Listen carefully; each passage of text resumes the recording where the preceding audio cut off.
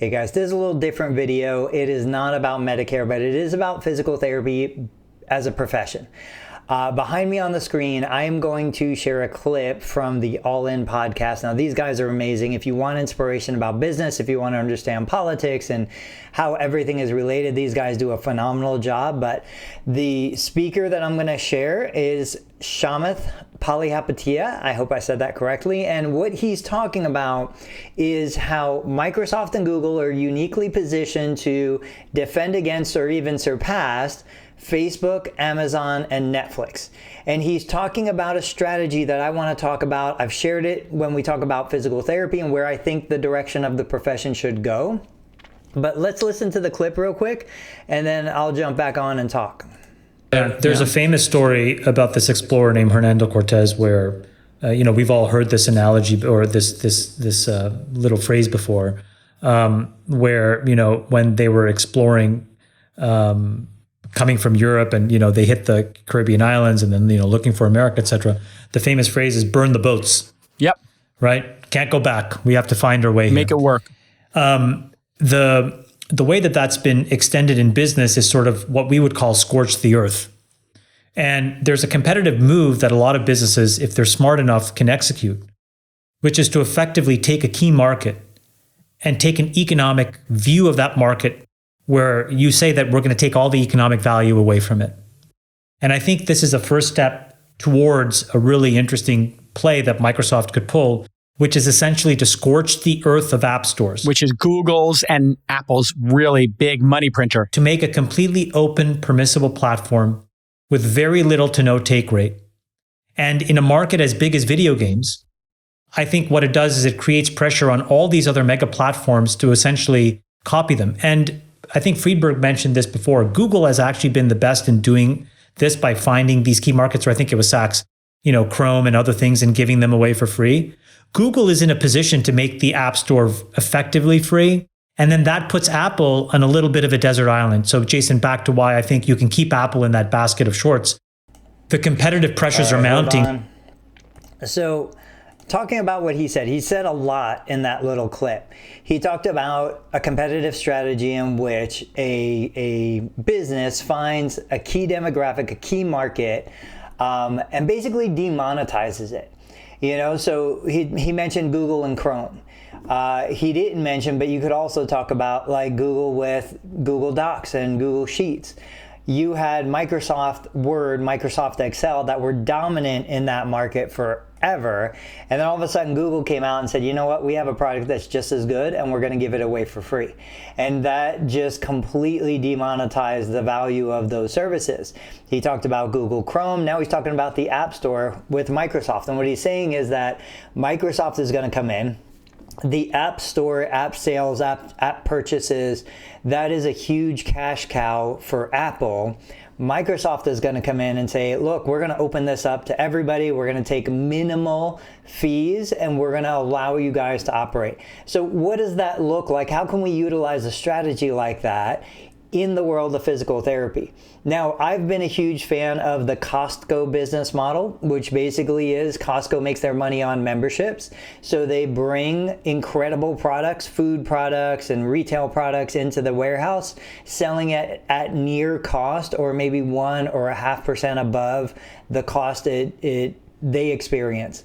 So I've always looked at physical therapy and I said, well, if I have a licensed physical therapist who would be content, who would feel fulfilled and satisfied working for $100,000 a year, that roughly equates to $50 an hour.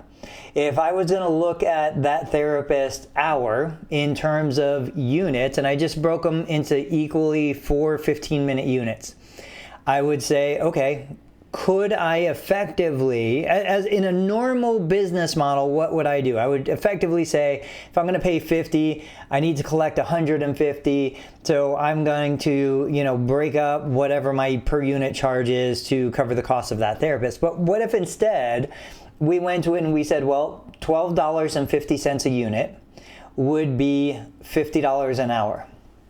Could we provide service? Would we expand into new markets if we were offering services at a rate of $12.50? And how could we monetize that in different ways? This way, the therapist effectively gets all one-on-one time, if that's what they want. They're selling units of time, 15-minute units. We're bringing in $12.50, and that fully goes to the therapist that's delivering that service. Now, that could be 4 patients receiving 1 unit of therapy each. That could be 1 patient receiving 4 units of therapy. However you decide to build your business, the idea is that we could effectively pay a therapist $50 an hour. We don't have to double book them. This could even, now we get into a little bit of compliance and regulation, but forget that stuff for just a moment while we think of what a model would look like. So this could effectively be non-insurance based, all self-pay. A patient could come status post rotator cuff repair. They need passive range of motion. They pay $12.50 to get 15 minutes of passive range of motion. Maybe in order to gain access to these therapists, much like the CostCo model, that patient has the choice to buy a membership. And so they have either an annual membership, a per plan of care membership, a monthly membership. So let's put some numbers down here, because I think this is just so fascinating. If somebody came in and they paid $150 for the plan of care, a $150 membership gains them access to buying billable units at $12.50. If they don't want to buy the $150 membership, maybe they pay a retail $20 a unit or even $25 a unit, so it's double the price. Even at $25 a unit, if I was an individual who had a rotator cuff repair and needed passive range of motion in the first 2 to 6 weeks, $25 for 15 minutes one-on-one with a therapist dedicated to delivering the services that I need, I think that is more effective than a therapist who's going to split their time between 3 and 4 patients, who's responsible for a higher burden of documentation, a higher burden of other regulatory compliance issues if they're working for a specific third-party payer. And in that situation, the patient actually gets less, what I would consider less quality care, less focus of the therapist's attention and time. The clinic is generating more revenue, but it has a higher cost basis, because now you have more people to employ to make sure that you're satisfying the regulatory issues, you're satisfying the third-party payer issues, and you're making sure everything is done because of the multiple bosses. You know, more layers and layers and layers of management. So I really think any business, small business, but a big business especially, could disrupt the profession in such a way that they come in and they say, we're going to sell physical therapy services at cost or slightly above cost. We're going to demonetize physical therapy down to near $0 per visit, and we're going to make it widely available to a larger population. Obviously, the constraints on that would be, do we have enough therapists who are available to provide that level of service? How are the larger corporate, publicly traded companies with more resources going to respond to that?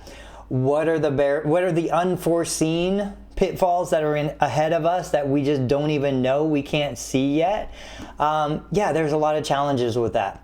But I really do think that if we could look at delivery of service in a different way, we could use strategies that have been proven effective in other businesses and other business models. There are so many other ways that we could monetize the delivery of the service, so that you and I, because remember, I'm still a working clinician, you and I are no longer dependent on billable units to pay our mortgage, billable units to pay our bills. We have a very clear, objective, black and white, fully transparent, this is how much it costs, this is how much you pay, what would you like? I think that puts the power of choice in the hands of the patient, and it allows the therapist to work almost, free of the pressure to say, we need to do this or we need to do that, or the third party payer is dictating this, or the physician wants something else.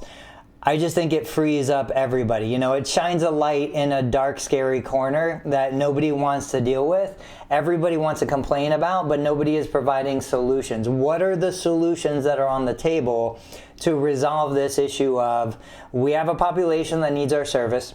We have a population that can't afford the service at the rates that we're charging now. Yes, there is a subset of that population, and I'm a huge advocate. If you're going to sell cash-based services, do it for the right rate. But what about the other side? What about the other end of the bell curve that doesn't have the resources to do that? So guys, I would love to hear from you. What are your thoughts? What do you use to inspire you, to make you think outside the box, to bring new ideas into the profession? Let me know in the comments below. And if you guys want to see the next video, there's a thumbnail right here. I ask you to click on it, check it out. If you want to see more videos from my channel, go ahead into the channel and look at my playlist. I'll catch you guys on the next video.